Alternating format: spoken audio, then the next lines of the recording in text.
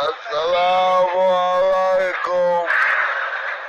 ভাই আমি প্রতিবন্ধী হয়ে আমি যদি নামাজে আসতে পারি তাহলে তোরাই ভালো হয়ে তোরাই নামাজ পড়ে পড়িস টাকা।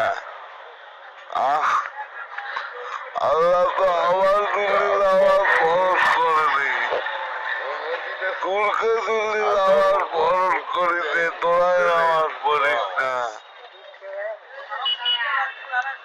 নামাজ হলো শান্তির জায়গা, এই শান্তি থেকে তোরা যদি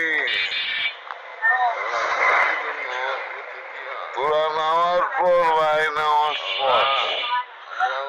নামাজিও কালের বড় কালের দুই কালের রাতে নামাজ, ভাই নামাজ পড়। কবর দেখা প্রত্যেকটা মানুষ শিক্ষা নেওয়া উচিত।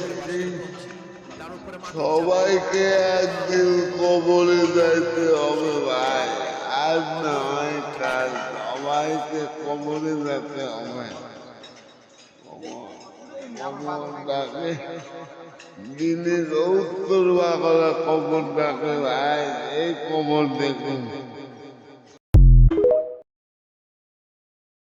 অনেক কথাই আমার ভিতরটাকে ভেঙে চুরমার করে দেয়, তবু এমন ভান করি যেন কোনো ব্যথাই আমি পাইনি। পৃথিবীতে যত ধরনের কষ্ট আছে তার মধ্যে তীব্রতর কষ্ট হচ্ছে বলতে না পারার কষ্ট। শব্দ হয় না, রক্তপাত হয় না, কিন্তু ভিতরে জ্বলে পুড়ে ছারখার হয়ে যায়। যে মানুষ নিজের ধৈর্যের উপর আস্থা রাখতে পারে না সে মানুষ কখনো জীবনে বড় হতে পারে না। যার 10 জনের কাছে যাওয়ার স্বভাব সে কি করে বুঝবে একজনের অভাব? তোমার পায়ে যদি জুতা নাও থাকে কিন্তু হাতে বই যেন অবশ্যই